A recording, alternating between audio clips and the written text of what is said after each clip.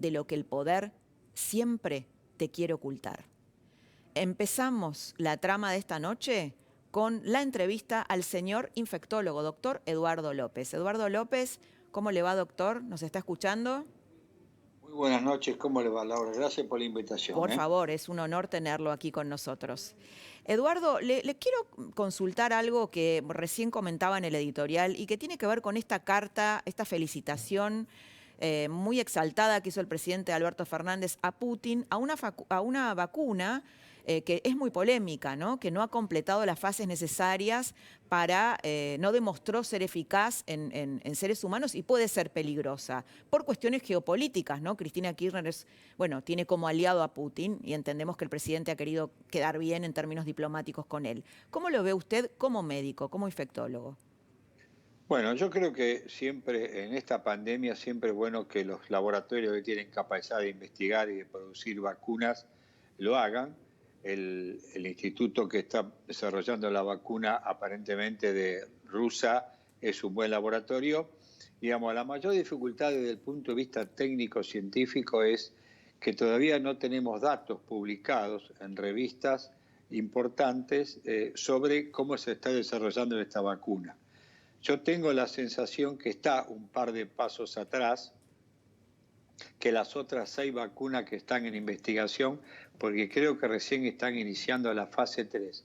Pero no hay nada publicado de la fase 1 ni de la fase 2, salvo en una página web que sí es importante, que es la clinicaltrials.org, ensayosclínicos.org, que ellos hablan de un estudio de fase 1, pero no muestran nada, ni los resultados de fase 1 ni los resultados de fase 2. De todas maneras, yo creo que hay que esperar un poco más que aparezcan los resultados, pero daría la sensación que le faltan los datos de la fase 3, como son las otras vacunas que se están trabajando en esa fase a nivel mundial, ¿no? Quiero compartir con usted un tape del presidente en donde dice esto, para que lo veamos juntos. Que a mí me sigan hablando de cuarentena es algo que me asombra, porque la gente sale, se cuida con barbijos, algunos respetan la distancia social, los negocios están abiertos, la actividad comercial en la ciudad de Buenos Aires es muy amplia hoy en día y también en el Gran Buenos Aires. Y la gente se relajó, y se relajó equivocadamente, yo insisto en este punto. El que cree que este problema pasó, no pasó nada, no pasó nada. Estamos en el peor momento. Bueno, la gente se relajó, dice el presidente Alberto Fernández, un poco echándole la culpa a la gente. Y la verdad es que es difícil entender por qué él dice que no hay cuarentena prácticamente, cuando tenemos la justicia trabaja a media máquina, bueno, los shoppings están cerrados, las escuelas están cerradas, hay un montón de gente que no está trabajando, que no puede trabajar, un montón de gente que no se atiende por otras enfermedades. Recién me contaba un colega suyo que hay un 16% de personas, pacientes graves oncológicos que dejaron de atenderse. Esto es fruto de la cuarentena. En primer lugar, la peor cuarentena es la que no se cumple. Y esto es a nivel social, es evidente que la gente ha decidido, diríamos, ya no interpretar la cuarentena, y hay mucha más gente circulando de los que las recomendaciones de los poderes ejecutivos, tanto de ciudad, nación como provincia de Buenos Aires. Por lo tanto, yo, sin ser un exégeta de las palabras del señor presidente, creo que realmente ya no hay cuarentena, porque la cuarentena no se ha cumplido, por lo menos de lo social. No voy a entrar en la discusión que sí es mucho más importante de otras cosas que no funcionan, porque yo no soy el Poder Judicial, pero eso podría de alguna manera comenzar a funcionar con protocolos. Y también sí creo que me parece bien sostener no espectáculos masivos con asistencia de público, ni tampoco todavía el comienzo de la escolaridad, porque es una gran masa de población que se mueve. Obviamente en aquellas jurisdicciones que esto puede empezar, sobre todo la escolaridad, celebro de que comiencen bajo protocolos. Así que me parece que yo coincido en el fondo de que la cuestión de usted también debe coincidir que socialmente la cuarentena se agotó. Bueno, Y tal vez se hay agotó, que doctor, porque se dictaminó muy temprano, ¿no? Con muy poquitos casos. Y ¿no cree que eso fue un error de cálculo, haberla dictado el 19 de marzo y tener la cuarentena más larga del mundo? Con resultados que tampoco son tan buenos, ¿no? Yo digo, me acuerdo del presidente cuando decía, criticaba a Suecia porque hacía todo lo que no había que hacer. Suecia nunca tuvo una cuarentena estricta, sí, por supuesto, medidas de seguridad. Y tenemos casi la misma cantidad de fallecidos hoy que Suecia.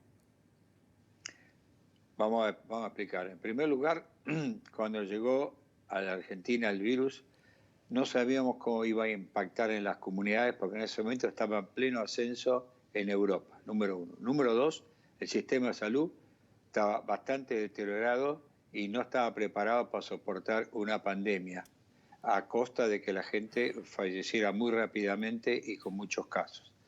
Entonces se tuvo que armar un sistema de salud, digamos, en ese aspecto. Y tercero, se planteó la cuarentena porque la Organización Mundial de la Salud consideraba que era una herramienta, no una militancia, una herramienta útil para ello. Entonces, en base a esas tres cosas, se implantó la cuarentena. Por supuesto que la cuarentena lo que usted le hace es alargarle la curva en el ascenso, porque va ascendiendo mucho más rápidamente, y ahora teníamos en la meseta alta, teníamos transitando hacia el pico o transitando en el pico. Esto es una realidad, pero fíjese usted la cantidad de muertes que tenemos nosotros comparado con el resto de de América del Sur, no estoy hablando de Europa porque estaríamos mal. Ahora, con respecto a la cantidad de muertos, le quiero aclarar que Suecia tiene 537 muertos por millón y Argentina tiene 111. Porque lo que hay que tener en cuenta... Sí, cuando doctor, la pero población no, obviamente termino, que... Sí, sí, Laura, termino y sí. charlamos más tranquilo. Usted tiene que tomar siempre en forma de tasa esto, porque si no, nos equivocamos todos los que comparan de esa manera. Hoy Suecia, tiene más muertos por millón de habitantes que Argentina. ¿Y Estados Unidos no tiene, de acuerdo a los millones de habitantes, no tiene una cifra similar que la Argentina si comparamos por millón de habitantes? Esto lo comentaba un médico el otro día. Tiene un poco más, pero la característica de Estados Unidos es que el coronavirus se le planteó tipo mosaico, como parches. Mucho en determinadas ciudades y nada en otras áreas. Si usted va, por ejemplo, a áreas del noroeste americano, hay muy pocos casos.